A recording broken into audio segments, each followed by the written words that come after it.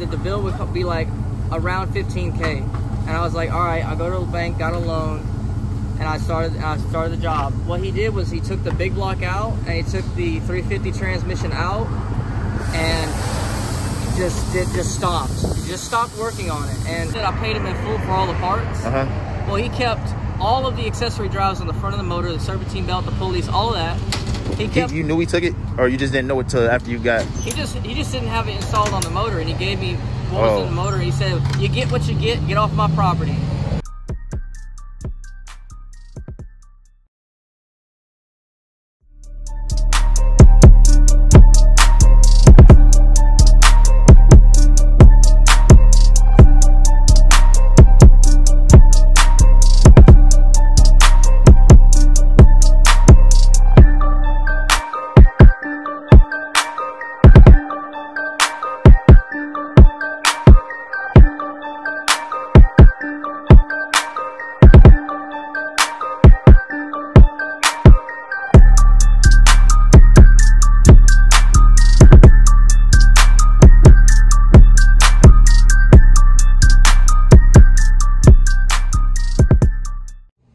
What's poppin'? It's KG Go Hard, and I'm back with another video. You already know what y'all about to get, man. Tune in with your boy. It's about to go crazy. We going up every day, and if you ain't like to subscribe, do so now, because it's about to jump. He said it's for sale? Oh, I thought he was trying to sell this. No, but he is. Oh, that's what I said. I said he is trying to sell this? You trying to buy this truck? Oh, no. I'm a YouTuber. I was just up here messing with him. Oh, for real? Yeah. That's my YouTube channel right there on the side of the truck. If you get your phone and scan it to the side, it'll take you right to my channel. That's the name of the truck. Oh, yeah? But right here on the back, the little scan code, I got one right there. Yeah. But I won this truck from a YouTuber though a year ago. You won this truck? I won it. I put $100 in a raffle in Illinois. They shipped it to me down here. And then you became a YouTuber. And I started doing YouTube. Just like that. Yep. Okay. Is that your YouTube channel, KG Go Hard? KG Go Hard, yep. And I got two actually. One on one side is Invite Me is one channel that do a little bit more. I want to start a YouTube channel. I teach that on my channel. I mean, I educate it. Any question I can answer. I'm all self-taught pretty much myself though. So I'm not lacking in content. I got a 1977 Camaro, and I'm putting a LS and transmission in it. You doing the work yourself? I'm doing it all myself, yeah. Okay, G. We can do that formally, the right way. This going into. If you want to put your car on YouTube, man, that's what I do. Whenever you're ready, just show what you do, showcase your talent, get you some traffic if you want some work. Shit, whatever you do. Some pictures of it, guys. I just don't have a lot of time between working on it and doing my job. No, yeah, I don't know how it goes sometimes, man. But I think YouTube channel, that could really help me, like fund the whole thing. Man, no doubt. It's real expensive. How long you been working on it? Months in the making, man. This car is on its third motor and its second transmission. Oh, okay, yeah. I had a Chevrolet small block and a 350 transmission at its first config when I bought it. I bought the car, not new, but I bought it, used from Oklahoma. It's a 77 Camaro, so they don't make them new. So you've been burning them up, or you just been upgrading every time? I've been, so I didn't burn the 350 or the transmission. I just upgraded to a big block Chevy. Yeah. And then I burned the big block Chevy and I burned the transmission at the same time. So I had to set the whole new setup. And so this is my car. Ooh, yeah, you got Man, I feel like I've seen it before. It's got like a round glass in the back. How's the back shape? The back glass. I'll see if I get a picture of it. That's clean though, man. I ain't expect you to show me that. Yeah. That's my pride and joy, man. This car. Man, that's love. Unfortunately, I done been ripped off on it twice. As far as like jobs. Well, with the big block Chevy, the guy said it was this and that. It was stroked out, bored out. Come to find out, it's a 73 big block and it's got a stock bottom end. So ain't no way it's a stroker. It could have been bored, but I just feel lied to. I ended up paying like $13,000 for that job, and the motor broke. It gets spun a bearing 6 months after having it. Wow. Maybe not even 6 months. So then I went back to the same guy. I didn't know that I got scammed at that point. I went back to the same guy. I said, hey, I blew my motor, I spun a bearing, I got knocked. And so he recommended me do an LS swap, and he had an LQ motor there. And so I ended up doing that, and he said that the bill would be like around 15K. And I was like, all right, I'll go to the bank, got a loan, and I started the job. What he did was he took the big block out, and he took the 350 transmission out, and just stopped. He just stopped working on it. And I would go there after work every day, and I would see that he on his phone, and I would ask him like, hey man, is there anything, any progress with the motor? And he'd be like, nah, my mouth's been hurting me today, so ain't nothing got done. And I was like, oh, I'm sorry to hear that. And I'd talk with him for a bit, and I'd leave. And then the next day, and the next day, and the next day, oh, my friend died. Oh, my dog died. Oh, my mouth's hurting. And he was paid in full already? At that point, I had paid him $13,000, and it out was, of $15,000. Well, $13,000 was to cover all the parts, not the labor. Okay. So, like, I had paid them in full. They told me they had all the money, they had ordered all the parts, and they said that when all the parts would come in, the car could get done in like 2 weeks. And I was like, that's great. So, but then like all the parts did come in. They told me that like they got all the parts in, and then it still waited for like months and months and months. And I was just like, I just grew tired of it, and I said like, you know what?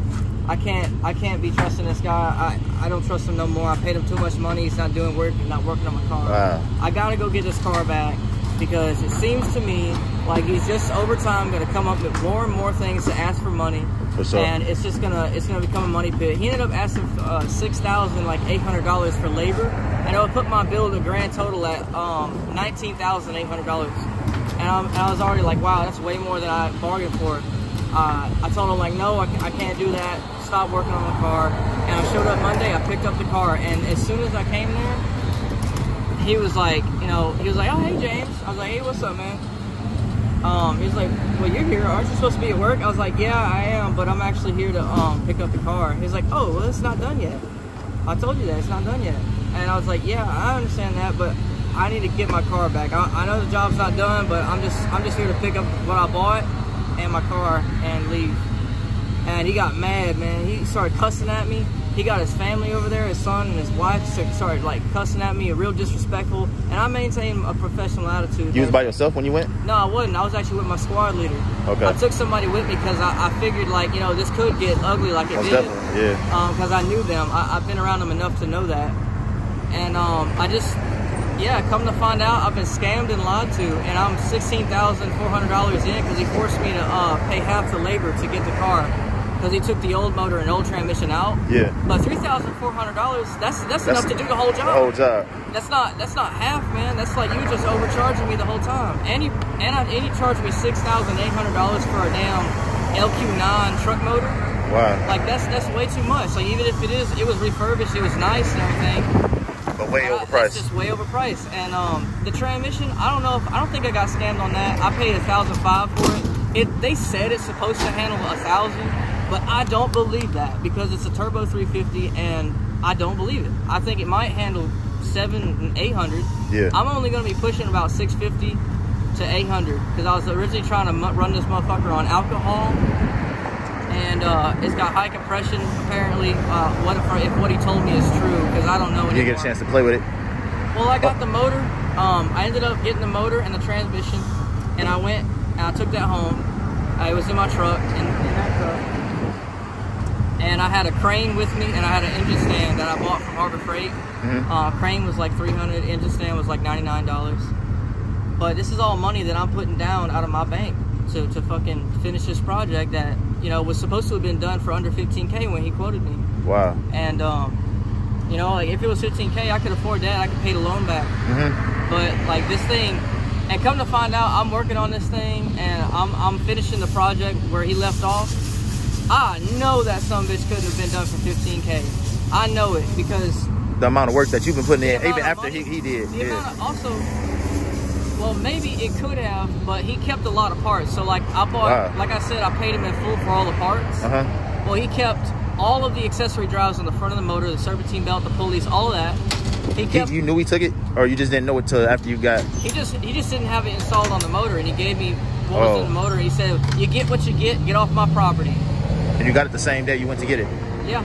Wow. And he didn't give me my rocker arms, my push rods. It's got a damn aftermarket comp cam in there, and I need special length push rods. So I had to actually like go and research what kind of push rods I need, and that took me like so much time because it's not stock. And I got most of my parts from the junkyard. I went to the junkyard. I was there for like 2 solid days straight, like 12-hour days in the junkyard. Yeah, 195. Yeah. And I got all the parts for the accessory. It got like pretty much a complete truck accessory drive from like vans and like Tahoes and everything. That's what they had. I managed to get like an alternator that seems to work. I got a starter that does work. I got a power steering pump. I don't know if that shit works. It's crazy. I need an alternator here. I might go out there. I didn't know if I was gonna gamble or not. Oh man, I'm an expert in the junkyard now. Yeah. I'll go out there with you. I'll get you one. Man, I'm ready to go. If I know you say you be busy and all that though, but I need one for this, and I just had a tire that's bad on here. He didn't have it. We're gonna get it sent here tomorrow. Maybe, maybe we could do it later today if you willing. Yeah. But I'm gonna be working on this Camaro. Like I bought this Camaro from I believe he was a farmer down in Oklahoma, and he had this sumbitch in his barn. And he was selling it because he was going through a divorce. And I saw it on the marketplace. He wanted $9K, and I talked to him. I was still on deployment in Germany, and I was talking to him like, man, I got all this deployment money. I'm so happy. I'm gonna get this car. This is my dream car. Like this is like the dream car. It's a '77 Camaro. Yeah. Like I prefer an early like 70 to 73, but you just can't find a front end. So it doesn't look like a 77 no more. It looks like a 1970 because it's got a 70 Z28 front end. Wow. Like it's all original. I got it from a guy that was selling it on Facebook, and it took me like days of trying to find this because this part, they make a kit. It's like a $2,000 kit if you get OEM reproduction. But I figured like, man, if I could just find a rusty old front end, I could clean that sumbitch up and paint it and prime it and sand it and then paint it again with orange, and it would match my car. And that's what I did. I did that. And so now the front end looks like that. So swapped it out. I'll show you what it originally looked like. You said you working on that car today? I will be. So this is what the front end originally looked like. Okay. So it's got the 70. So you got the pocket light with the. Yeah, it's got these like over fender kind of lamp housings. It's got this huge bumper. This bumper is heavy. It's like 200 pounds. I have to deadlift it to even lift it. But the new front end is probably like a good 170 pounds lighter, which is insane. Like that's such an insane amount of difference. And people probably didn't even know that bumper was that heavy until you probably said that. Well, looking at it, you see it's metal, but it's made of aluminum, but it's thick aluminum, and behind it, it's got this steel like leaf spring type absorber material. They're called 5-mile-per-hour bumpers. It's like a government mandated thing in '74, and so from '74 onwards, they had those bumpers on the second gens.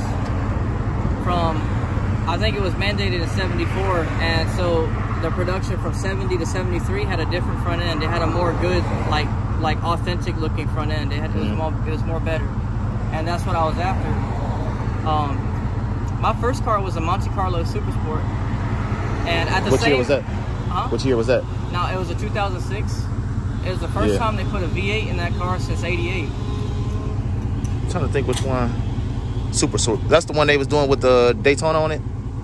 That's that model, right? They had a Dale Earnhardt edition. Dale Earnhardt, yeah. They did, but at the same time I bought that car for 10 grand. I seen a '73 Camaro for 10 grand. Yeah. And I had already bought the Monte Carlo, and I just thought to myself, damn, damn, I could have had that. I could have had that car. That's my dream car, and I saw it after I bought the Monte Carlo. What you got going on right here? This is my truck. It's S10. I got this thing for $1,000 from my sergeant. He was selling it. He wanted to say it in the shop because it's kind of like a unit thing. It's got more service life in this truck than like most people in this unit. Yeah. So he sold it to me because I was the only one really willing to pay $1,000 for it because when I got it, it didn't look too nice. It was nice. It's been a nice truck. I could see past all the doors that didn't lock, and you seen the potential in the truck. Well, I'm very mechanical, so I knew I could fix everything, and I did. I fixed it all in like 2 or 3 days. Everything was fixed, and I just vacuumed the interior.